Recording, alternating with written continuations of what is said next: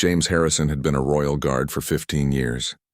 Every morning he put on his crisp uniform, polished his boots until they shone like mirrors, and walked through the palace gates with pride.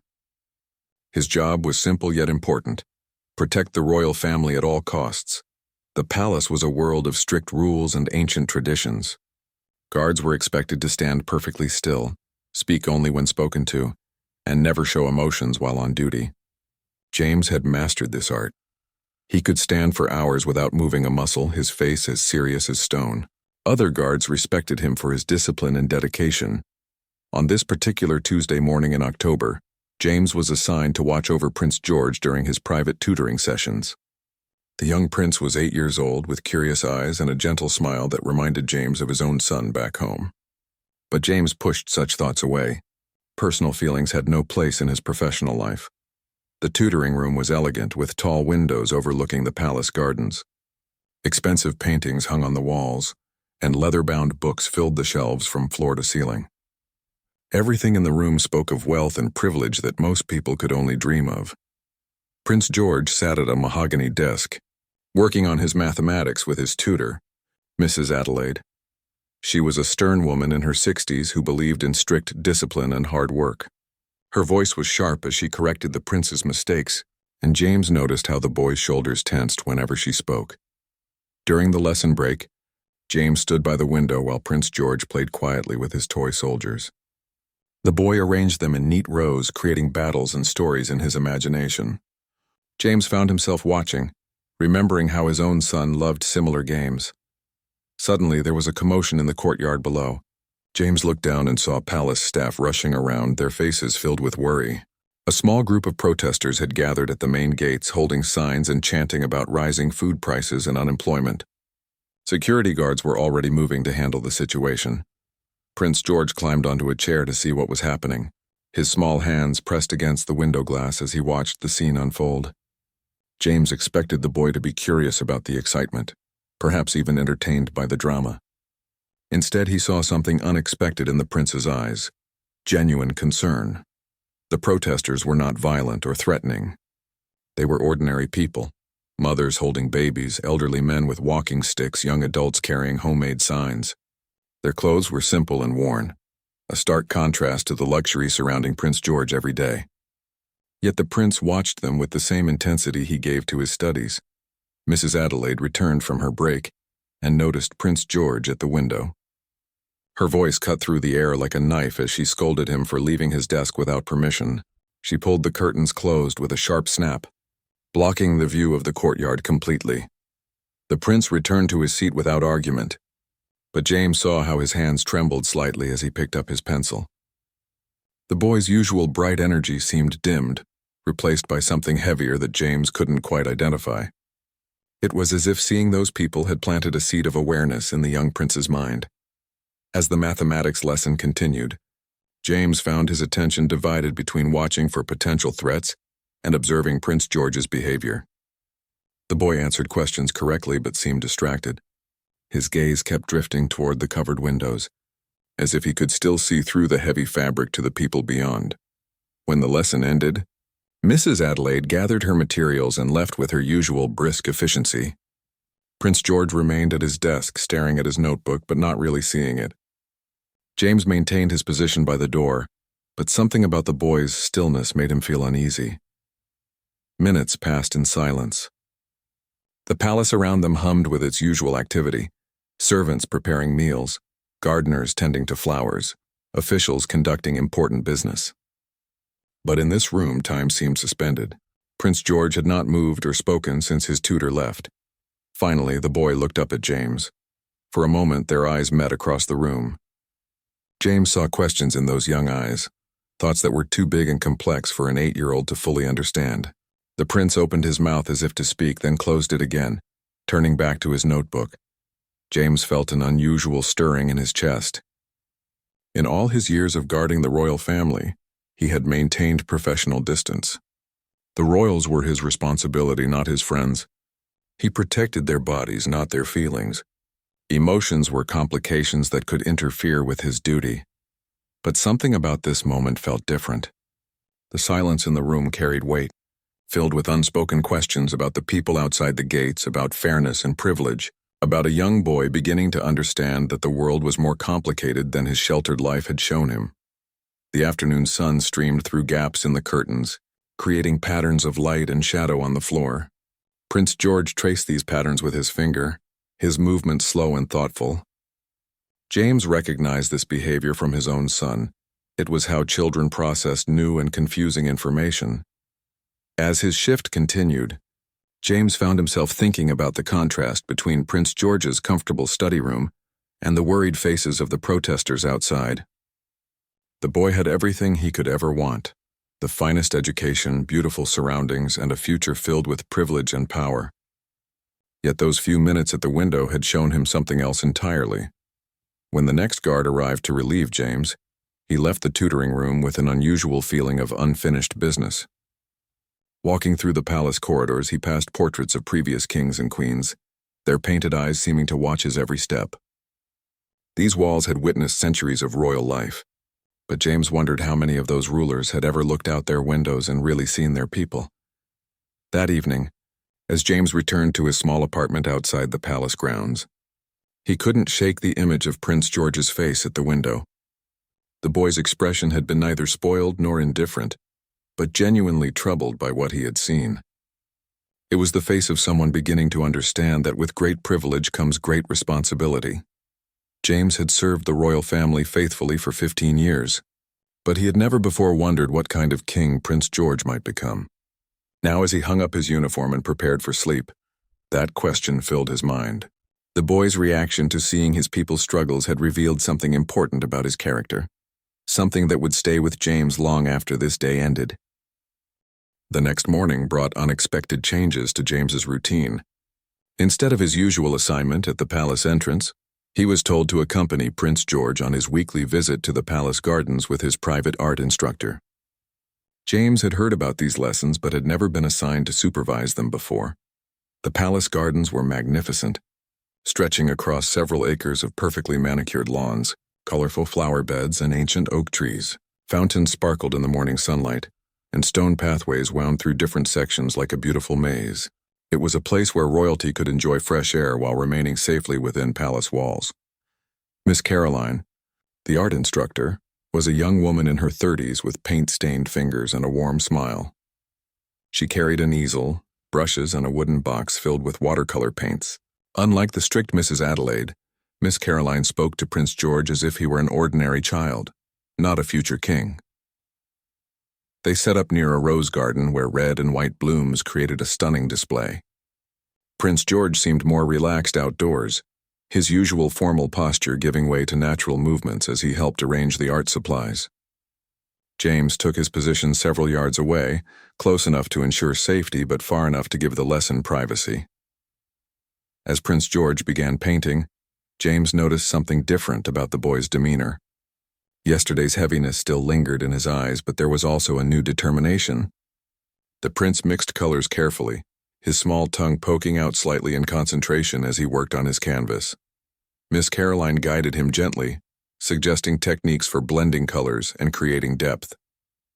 But she also encouraged him to paint what he felt, not just what he saw. This approach was very different from his other lessons, where correct answers and proper procedures were always most important. Halfway through the lesson, Prince George set down his brush and looked at Miss Caroline with serious eyes. James couldn't hear their conversation from his position, but he saw the boy gesturing toward the palace walls and then toward his painting. Miss Caroline listened carefully, nodding and asking gentle questions. James moved slightly closer, his protective instincts telling him to monitor any conversation that seemed to trouble the prince. As he did, he caught fragments of their discussion. Prince George was asking about the people who lived outside the palace, about their daily lives and challenges. Miss Caroline's responses were thoughtful and age-appropriate. She didn't dismiss his questions or change the subject as many adults might have done. Instead, she encouraged him to express his thoughts through his art. She suggested that paintings could tell stories about all kinds of people, not just the beautiful and wealthy. Prince George picked up his brush again, but this time he began adding new elements to his painting. Alongside the elegant roses, he painted simple figures. People walking along pathways, children playing, families sitting together. His technique was still that of an 8-year-old, but his intention was clear. James watched, fascinated by this development. In his 15 years of service, he had seen many royal children receive art instruction. Most focused on proper technique and traditional subjects, landscapes, portraits of family members, or copies of famous paintings. Prince George's approach was entirely different. As the lesson continued, James noticed other staff members glancing their way. Word seemed to be spreading that the young prince was painting something unusual. Palace life thrived on routine and tradition, so any deviation from normal patterns drew attention quickly. A senior palace official, Mr. Pemberton, appeared on one of the garden paths. He was a tall, thin man who had served the royal family for over 30 years and took great pride in maintaining proper protocols. James saw him observe the art lesson with growing concern on his face. Mr. Pemberton approached Miss Caroline during a break when Prince George was washing his brushes at a nearby fountain. James moved closer, sensing potential conflict. The official's voice was low but firm as he questioned the appropriateness of the prince's painting subject matter. Miss Caroline defended her teaching methods calmly, explaining that art should allow for personal expression and emotional growth. She argued that encouraging the prince to think about different aspects of life would help him develop empathy and understanding, qualities that would serve him well as a future leader. Mr. Pemberton was clearly uncomfortable with this reasoning. He believed royal education should focus on traditional subjects that prepared Prince George for his ceremonial duties, not encourage him to dwell on social issues or common people's problems. In his view, such concerns were for politicians and social workers, not royalty. Prince George returned from washing his brushes just as the disagreement was reaching its peak. The boy immediately sensed the tension between the two adults, his eyes darting from one to the other with worry. James could see the child trying to understand what he had done wrong. Miss Caroline knelt down to Prince George's level and assured him that his painting was wonderful and meaningful. She told him that art was about expressing truth and beauty in all its forms, including the truth about how different people lived their lives. Her words were gentle but carried a strength that impressed James. Mr. Pemberton, however, remained unconvinced. He suggested that perhaps the art lessons should return to more traditional subjects, still life arrangements of fruits and flowers perhaps, or formal portraits. These subjects would be more appropriate for a prince's education and wouldn't raise unnecessary questions. Prince George listened to this exchange with growing distress. James could see the boy's confidence crumbling as the adults debated the value of his creative expression. The prince looked down at his painting, which now seemed to embarrass him rather than bring him joy. In that moment, James felt something shift inside him. Throughout his career, he had witnessed many conversations about royal protocol and appropriate behavior. He had always remained silent, understanding that his role was to protect, not to participate in decisions about the family's education or activities. But watching Prince George's face fall as his artistic vision was criticized felt different. The boy's painting might not have been technically perfect, but it showed something precious, a young heart beginning to understand and care about others. James realized that protecting the prince might sometimes mean protecting his spirit and compassion, not just his physical safety. The art lesson ended awkwardly, with Miss Caroline packing up her supplies while Mr. Pemberton continued to express his concerns about appropriate subject matter for royal instruction. Prince George stood quietly beside his easel, no longer proud of his work, but uncertain whether to continue painting or abandon the canvas entirely. As they walked back toward the palace, James found himself studying Prince George's painting more closely. Despite its childish execution, it told a story of connection and caring. The roses were still beautiful, but they now shared space with ordinary people living ordinary lives. It was, James thought, exactly the kind of vision a future king should have. That evening, James learned that there would be a meeting between palace officials and the prince's tutors to discuss appropriate curriculum guidelines. The art lesson had apparently caused more concern than he had realized. Changes were coming, and James suspected they would not be in Prince George's favor. Walking home through the streets surrounding the palace, James passed the same kinds of people that Prince George had painted: working families, elderly couples, young parents with children. For the first time in years, he really looked at them, seeing them as individuals rather than just faces in a crowd. The prince's innocent painting had opened James's eyes to something he had been missing. 3 days after the garden art lesson, James received his new assignment. He would be stationed outside the palace library during Prince George's private reading hour each afternoon. This seemed like a quiet, uneventful duty, but James was beginning to understand that nothing involving Prince George was quite as simple as it appeared. The palace library was a magnificent room with shelves reaching up to a cathedral-like ceiling. Ancient leather-bound books filled every available space, their gold lettering gleaming in the soft light from tall windows. Reading tables made of dark mahogany sat in precise arrangements, each equipped with brass reading lamps and comfortable cushions. Prince George arrived for his first reading session with a stack of books that had been carefully selected by his tutors. James noticed that these were all traditional children's classics, fairy tales, adventure stories about brave knights, and historical accounts of great royal achievements. Nothing controversial or thought-provoking was included in the approved reading list. The boy sat at his assigned table and opened the first book dutifully, but James could see that his heart wasn't really in the stories. Prince George's eyes moved across the pages mechanically, fulfilling his obligation to read for the required time, rather than losing himself in the adventures and magic that books could offer. After 20 minutes, Prince George closed the book and walked to one of the tall windows. He stood there quietly, looking out at the world beyond the palace walls. James maintained his position by the door, but found himself studying the prince's reflection in the glass. The boy's face showed a mixture of sadness and curiosity that seemed too heavy for someone so young. When Prince George returned to his table, instead of picking up another approved book, he wandered over to a different section of the library. James watched as the boy ran his fingers along the spines of books that were clearly not on his reading list. These were volumes about history, geography, and social studies, books that contained real information about how people lived and worked. Prince George pulled out a book about different countries around the world. It was filled with photographs of ordinary families, their homes, their daily activities, and their struggles and celebrations. The boy sat on the floor right there between the shelves and began turning pages with genuine interest. James found himself in an unusual position. Strictly speaking, Prince George was supposed to stay at his designated reading table and focus on his approved books. But the boy wasn't doing anything dangerous or truly wrong. He was still reading, just reading something different than what had been planned for him. As minutes passed, Prince George became completely absorbed in the book. James could see him studying photographs of children his own age from various countries, some playing in elaborate playgrounds, others working alongside their families in fields or markets. The prince's finger traced the images gently, as if trying to understand the lives behind the pictures. Mrs. Adelaide appeared in the library doorway, arriving to check on Prince George's progress with his assigned reading. James saw her immediately notice the boy's absence from his proper table. Her sharp eyes quickly located him sitting on the floor in the wrong section, reading an unauthorized book. The confrontation that followed was swift and uncomfortable.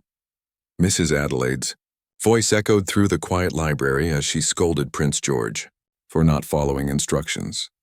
She explained that his reading time was meant for improving his mind with appropriate literature, not satisfying idle curiosity about subjects that had nothing to do with his royal education. Prince George tried to explain that the book was teaching him about different ways people lived around the world. He thought this knowledge might be important for a future king to understand. But Mrs. Adelaide dismissed this reasoning, insisting that when he was older, proper advisors would provide him with all the information he needed about international affairs. James watched as Prince George's shoulders slumped in defeat. The boy closed the forbidden book and returned it to its shelf, then walked back to his assigned table like a prisoner returning to his cell. The natural curiosity and engagement that had lit up his face moments earlier disappeared completely. For the remainder of the reading hour, Prince George stared at his approved books without really seeing them. He turned pages at appropriate intervals and maintained the appearance of studying, but James could tell that his mind was elsewhere. The boy had been caught trying to learn about the real world, and now he was being punished for that curiosity. When the reading session ended, Mrs. Adelaide gathered up the approved books and made a note in her record book about Prince George's behavior. She mentioned that she would need to speak with other palace officials about ensuring better supervision during independent study time. Clearly, the prince needed stricter guidance to keep him focused on appropriate subjects. After Mrs. Adelaide left, Prince George remained at his table for several minutes. James expected the boy to be eager to leave after such an unpleasant experience, but instead he seemed reluctant to go. Finally, the prince looked up at James with questioning eyes. For the first time in his career, James found himself wanting to break protocol. The boy's expression was filled with confusion and hurt. Prince George didn't understand why learning about other people was considered wrong or inappropriate. In his innocent mind, knowledge was knowledge, and understanding his future subjects seemed like exactly what a good king should do. But James remained silent, maintaining his professional distance even though every instinct told him to offer the boy some comfort or encouragement. His job was to protect Prince George's physical safety, not to interfere with his education or emotional development. Getting involved in palace politics and educational decisions could cost James his career. As they left the library together, James noticed Prince George glancing back at the section where he had found the geography book. The boy's longing was obvious. He wanted to return to those shelves, to continue learning about the wider world. But he now understood that such exploration was forbidden. That evening, James spoke with other guards about the incident. Most of them agreed that Mrs. Adelaide had handled the situation correctly. Royal children needed discipline and structure, they argued. If Prince George was allowed to read whatever he wanted, he might develop ideas that were inappropriate for his station in life. But one older guard, Thomas, disagreed quietly. He had served the palace for 25 years and had watched several royal children grow up. In his experience, the most successful rulers were those who understood their people, not those who were kept isolated from reality. He worried that too much restriction might harm Prince George's development as a future leader. James found himself thinking about Thomas's words long into the night. He remembered his own childhood, when his greatest joy had been discovering new books and ideas at the local library. His parents had encouraged his curiosity, believing that knowledge was always valuable regardless of where it led. Prince George was being raised in luxury that most people could never imagine, but he was also being raised in a kind of prison. Every book, every lesson, every experience was carefully controlled to ensure he developed into a proper royal figure. But what if being a proper royal figure meant understanding and caring about ordinary people? The next day brought news that would change everything. The palace had received a formal request from a local charity organization. They wanted to organize a visit from disadvantaged children to see the palace gardens as part of an educational program. Such requests came regularly, and they were usually politely declined to maintain security and privacy. But this time, something unexpected happened. Prince George overheard palace staff discussing the request, and he asked if he could meet the visiting children. His innocent question created an immediate stir among the adults, who began debating whether such an interaction would be appropriate or advisable. James was assigned to attend the meeting where this decision would be made. For the first time in his career, he would witness the palace officials deciding something that could significantly impact Prince George's understanding of the world. As he prepared for the meeting, James realized that he could no longer remain neutral about the boy's education and development. The prince's silent but powerful desire to connect with ordinary people was about to be put to its greatest test yet.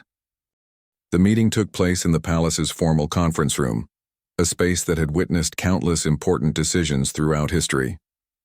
James stood at attention near the door while palace officials, tutors, and security personnel gathered around a polished oak table. Prince George was not present, but his future hung in the balance of their discussion. Mr. Pemberton led the meeting with his usual formal efficiency. He outlined the charity's request in detail. 20 children from underprivileged backgrounds wanted to visit the palace gardens as part of an educational program about British history and culture. Normally, such requests were declined immediately for security and protocol reasons. However, Prince George's expressed interest in meeting these children had complicated the situation. The boy had specifically asked if he could join the tour and perhaps show the visitors his favorite spots in the gardens. His innocent enthusiasm had caught the adults off guard, and now they needed to decide how to respond. Mrs. Adelaide spoke first, her voice crisp with disapproval.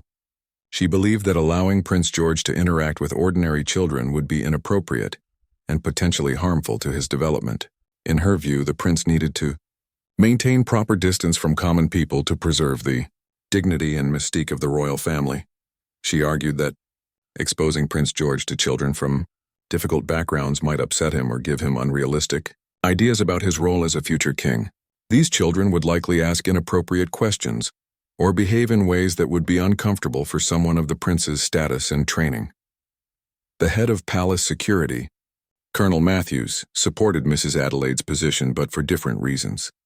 He was concerned about safety and protocol. Bringing unknown children into the palace, even with their guardians present, created security risks that could be difficult to manage effectively. But Miss Caroline, the art instructor, offered a different perspective. She reminded the group that great leaders throughout history had been those who understood and connected with their people. Allowing Prince George to meet children from different backgrounds could help him develop empathy and wisdom that would serve him well as a future king. She pointed out that the prince was already showing natural curiosity about how other people lived. Rather than discouraging this interest, perhaps they should guide it in positive directions. A carefully supervised meeting with visiting children could be an educational opportunity, rather than a problem to be avoided. James listened to these arguments while maintaining his professional composure, but inside he felt a growing tension. He had observed Prince George's genuine desire to understand and connect with ordinary people. The boy's questions weren't idle curiosity. They came from a developing sense of responsibility and caring. Dr. Elizabeth Hartwell, the prince's child psychologist, offered professional insights that surprised everyone. She had been quietly observing Prince George's emotional development and had noticed signs of isolation and frustration. The boy was beginning to feel disconnected from the real world, which could lead to problems as he grew older. Dr. Hartwell explained that children Prince George's age needed social interaction with peers from different backgrounds to develop healthy emotional intelligence. The palace environment, while safe and luxurious, was also limiting his opportunities to learn important social and emotional skills. She suggested that a supervised meeting with the visiting children could be beneficial for Prince George's development, provided it was handled carefully with proper preparation and boundaries. The experience might help him understand his future role in a more meaningful way. Mr. Pemberton looked uncomfortable with this advice. He had spent his career maintaining traditional protocols and was reluctant to support anything that might set new precedents or create complications. In his view, royal children had been raised successfully for centuries without needing interaction with common people. But the palace's senior advisor, Lord Wellington, surprised everyone by supporting Dr. Hartwell's recommendation. He had served the royal family for decades and had seen how isolation could damage young royals. Some had grown up to be effective leaders, but others had struggled with understanding their responsibilities to their people. Lord Wellington suggested a compromise. If Prince George was going to meet the visiting children, the interaction should be carefully planned and supervised. The children would be briefed on appropriate behavior. The meeting would be limited in time and scope, and multiple adults would be present to ensure everything went smoothly. As the debate continued, James found himself remembering his own childhood. He thought about the friends he had made from different backgrounds, the lessons he had learned from playing and talking with children whose lives were very different from his own. Those experiences had shaped his character and his understanding of the world. Prince George was being denied these natural learning opportunities in the name of protection and protocol. But James was beginning to wonder if they were actually protecting the boy or limiting his potential to become a truly great leader. The meeting stretched on for over an hour, with various officials expressing concerns and suggestions. Some worried about media attention if word of the meeting leaked out. Others questioned whether the visiting children would understand the significance of meeting a prince or if they might behave inappropriately. Finally, a vote was called. The decision would determine not just whether Prince George could meet the charity children, but also set a precedent for how the young prince's education and social development would be handled in the future. Lord Wellington voted in favor of allowing the meeting, as did Dr. Hartwell and Miss Caroline. Mrs. Adelaide and Mr. Pemberton voted against it, citing concerns about protocol and appropriateness. Colonel Matthews initially voted against it, but then changed his vote to abstention, saying he could ensure security if the decision was made to proceed.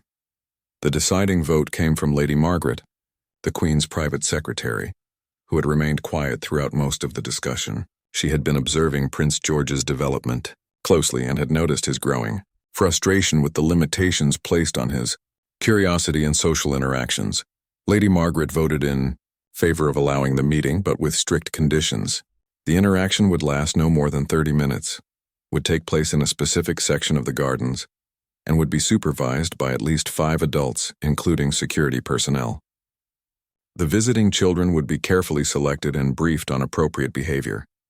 As the meeting concluded, James felt a mixture of relief and anxiety.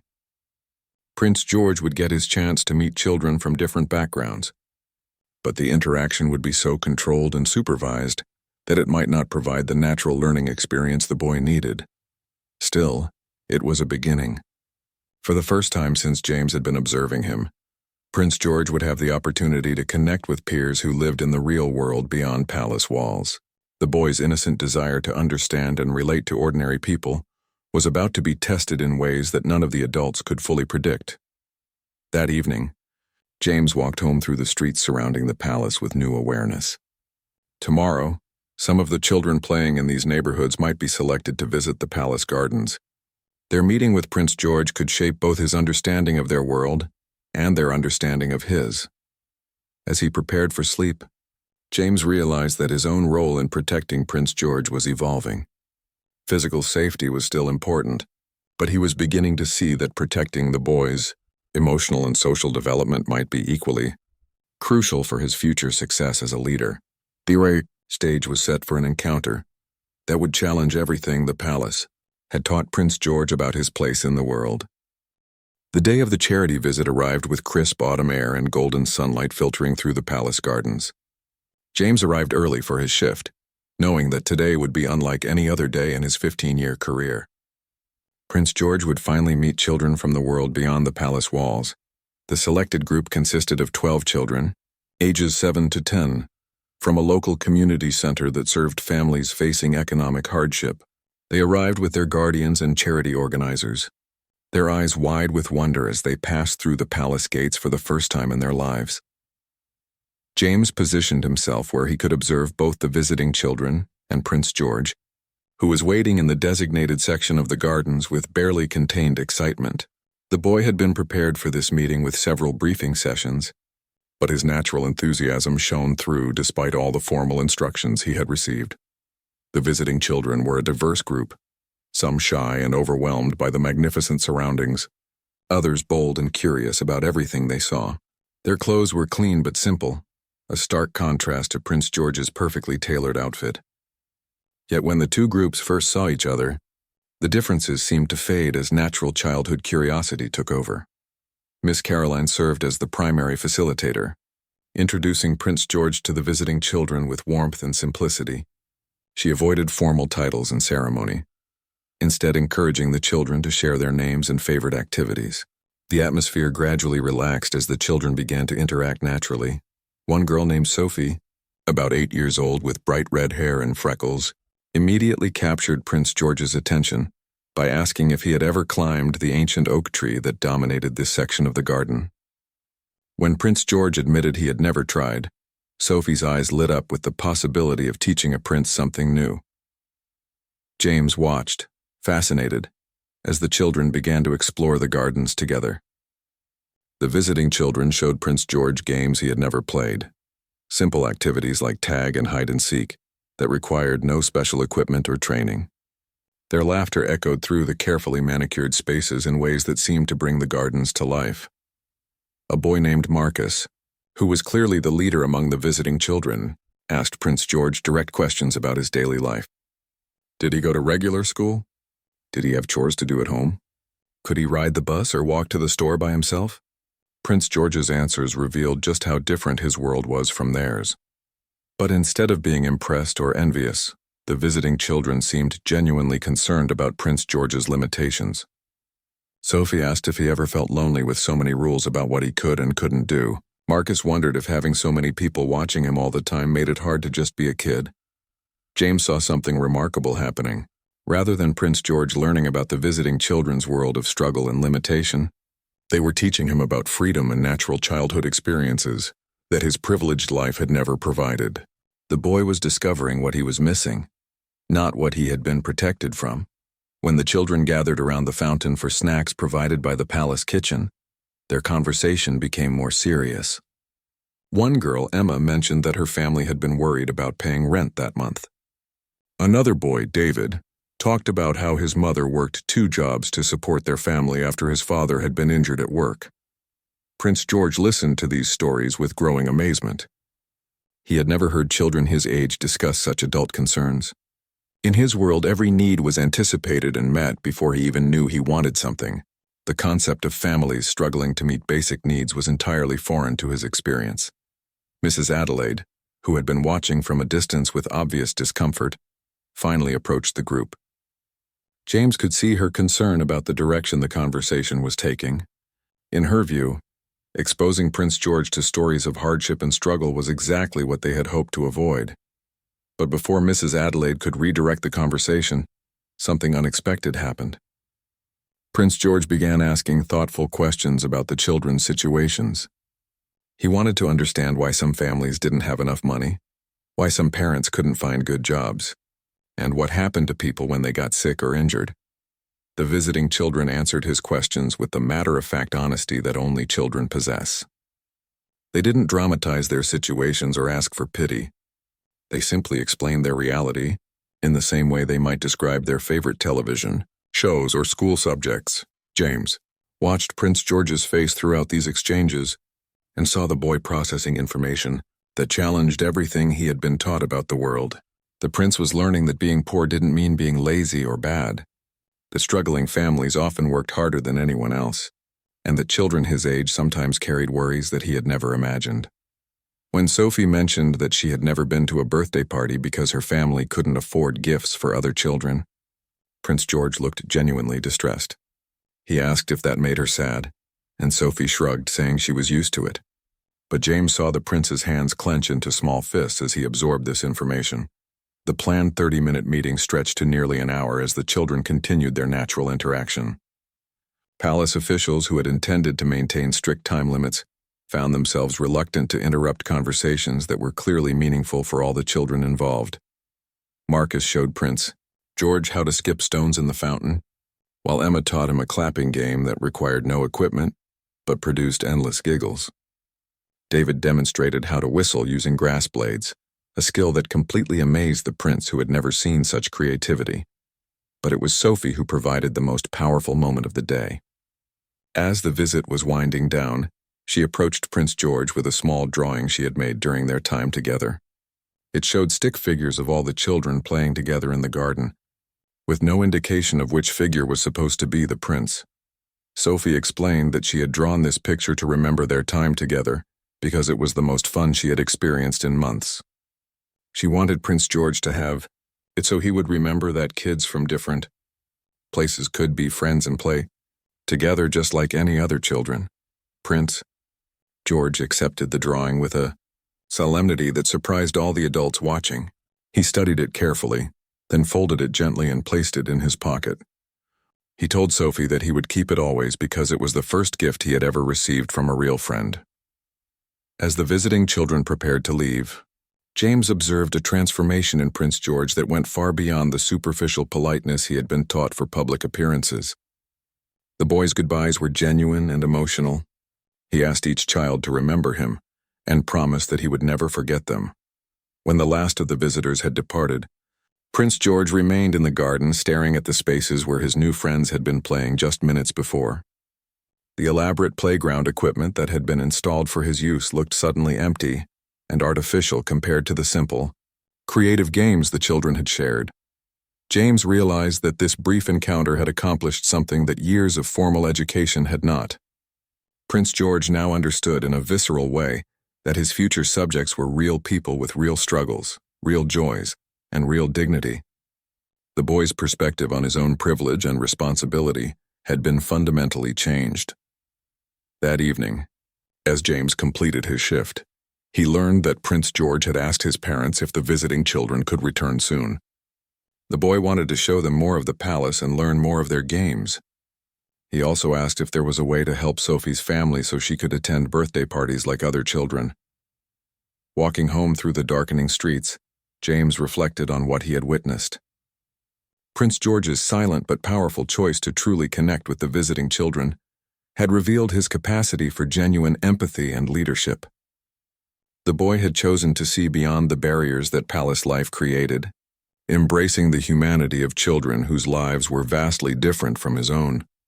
But James also knew that this transformation would not be welcomed by everyone in the palace hierarchy. Prince George's newfound awareness would create challenges for those who preferred to keep him isolated from the complexities of real life. The battle for the boy's future development was just beginning. In the weeks following the charity visit, James noticed profound changes in Prince George's behavior and demeanor. The boy carried Sophie's drawing with him everywhere, carefully folded in his pocket like a treasured secret. During his lessons, he would often touch the pocket where it rested, as if drawing strength from the memory of genuine friendship. Prince George's questions during tutoring sessions became more pointed and challenging. When Mrs. Adelaide taught him about the history of the monarchy, he asked about the common people who had lived during those times. During geography lessons, he wanted to know about poverty levels and living conditions in different regions, not just capitals and major landmarks.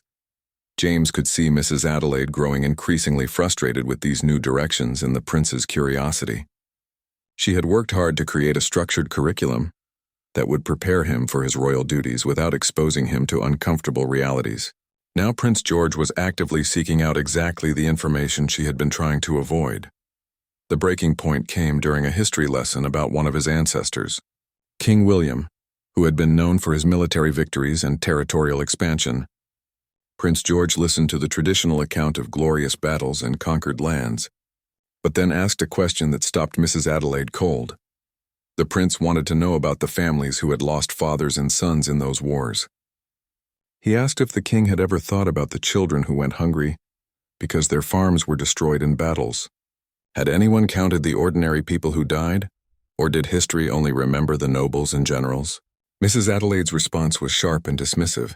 She told Prince George that such concerns were not appropriate for royal study. Kings were judged by their achievements and their service to the crown, not by dwelling on unfortunate but unavoidable consequences of necessary actions. But Prince George persisted. He had been thinking about Marcus, whose father was injured at work, and Sophie, who couldn't afford birthday gifts. In his mind, these children were real people with real problems, just like the people who had lived during King William's time. Shouldn't a good king care about all his people, not just the important ones? James watched this exchange with growing admiration for the prince's moral courage and growing concern for the boy's emotional well-being. Prince George was developing a conscience and social awareness that put him at odds with traditional royal education.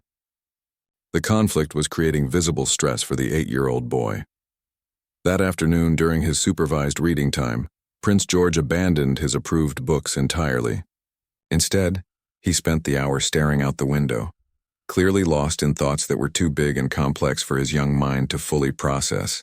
James could see the weight of new understanding settling on the boy's shoulders like a heavy cloak. When Miss Caroline arrived for the weekly art lesson, she immediately noticed Prince George's subdued mood. Instead of setting up their usual outdoor painting session, she suggested they work inside using different materials.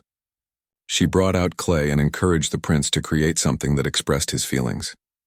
Prince George worked in silence for nearly an hour, his small hands shaping and reshaping the clay with intense concentration.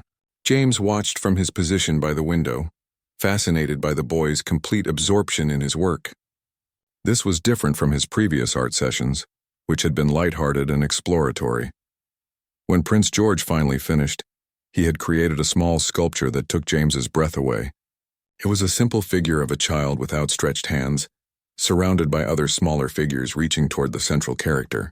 Even in clay, the expression conveyed both responsibility and compassion. Miss Caroline asked Prince George to explain his creation, and the boy's answer revealed the depth of his transformation. He said it was a king who was trying to help all his people, not just the rich and important ones. The outstretched hands represented his desire to reach everyone, even those who lived far from the palace. But then Prince George's voice became smaller and sadder. He confessed that he wasn't sure if he would be allowed to be that kind of king. Everyone seemed to want him to learn about ceremonies and traditions, but no one wanted to talk about helping people who were struggling like Sophie's family. Miss Caroline's response was gentle but powerful. She reminded Prince George that many of history's greatest leaders had been those who cared deeply about ordinary people. She suggested that his compassion was not a weakness to be overcome, but a strength to be developed and channeled properly. However, their conversation was interrupted by the arrival of Mr. Pemberton, who had come to discuss concerns about Prince George's recent behavior and academic focus. James could see immediately that this was not going to be a friendly discussion. Mr. Pemberton had received reports about Prince George's challenging questions during lessons and his apparent preoccupation with social issues that were deemed inappropriate for his age and station. In his view, the charity visit had been a mistake that was now causing exactly the kind of problems he had predicted. The senior official suggested that Prince George needed refocusing on traditional royal subjects and responsibilities. Perhaps his art lessons should concentrate on formal portraiture rather than abstract expression. His reading materials should emphasize royal history and protocol rather than allowing him to explore subjects that raised uncomfortable questions. James listened to this conversation with growing alarm. He could see that the palace hierarchy was preparing to restrict Prince George's education even further, eliminating the few opportunities he had for creative expression and independent thinking.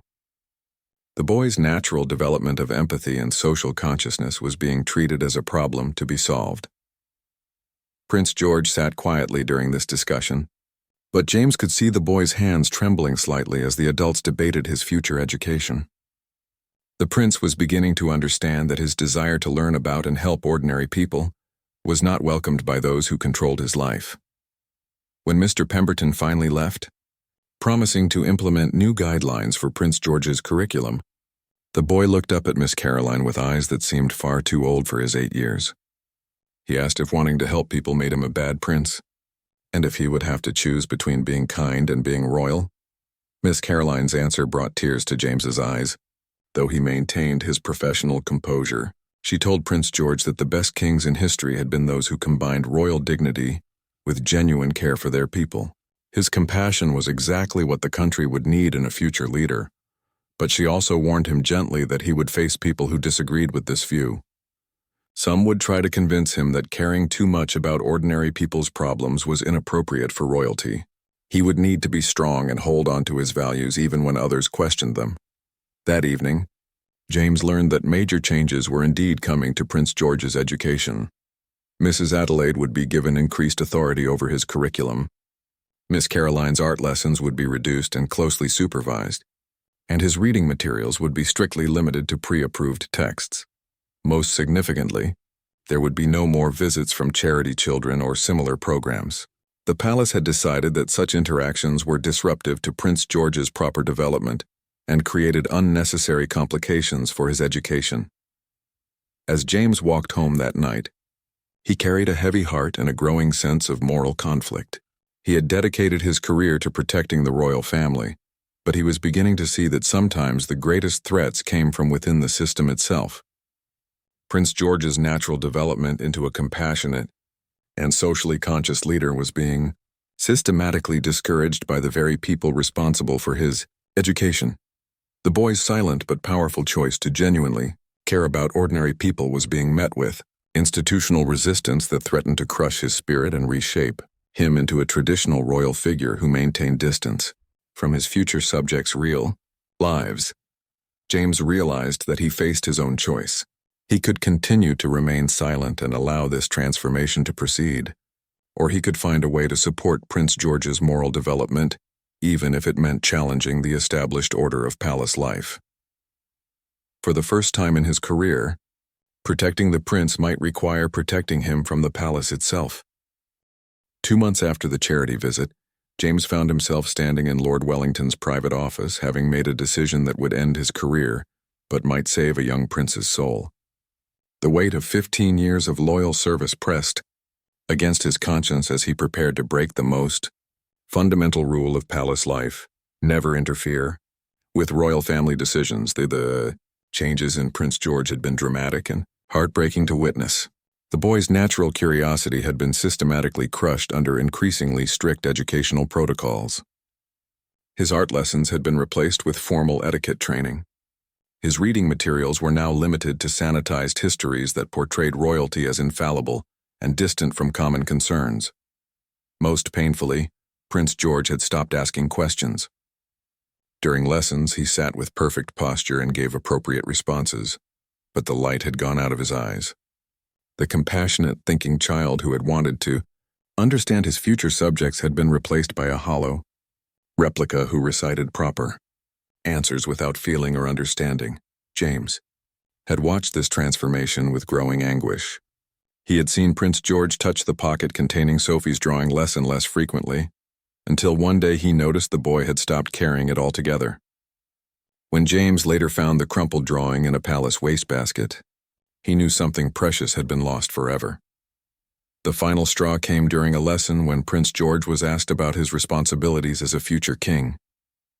The boy's response was a perfect recitation of traditional royal duties: maintaining dignity, preserving traditions, serving as a symbol of national unity.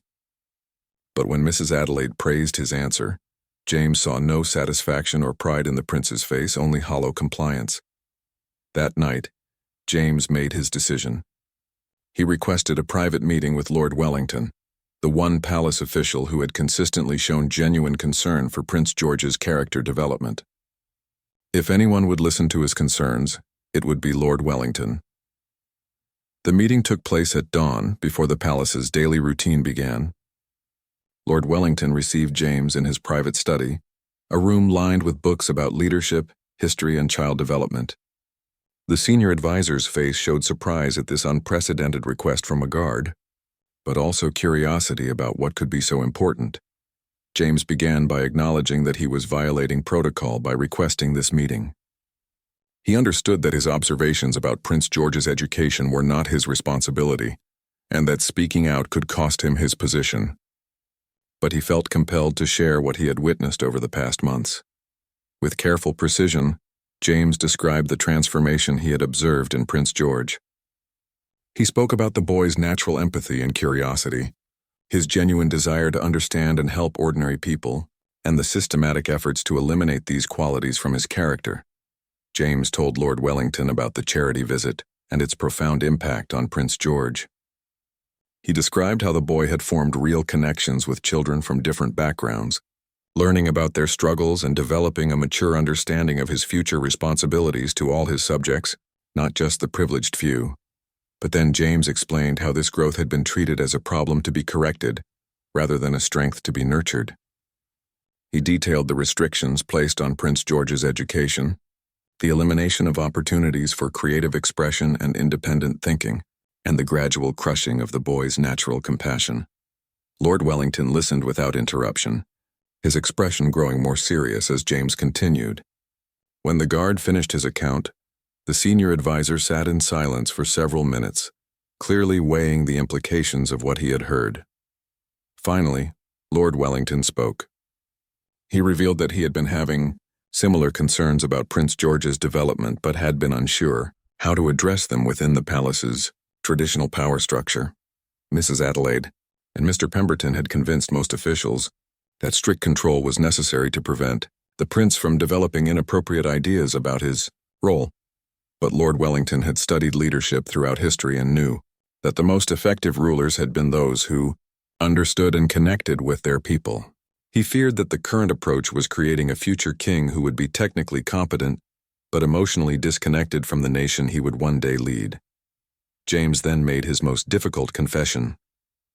He told Lord Wellington that he could no longer, in good conscience, continue to serve as Prince George's guard, while watching the boy's character being systematically diminished. He was prepared to resign his position if necessary, but he hoped his concerns might lead to reconsideration of the current educational approach. Lord Wellington was quiet for a long moment, then asked James a surprising question.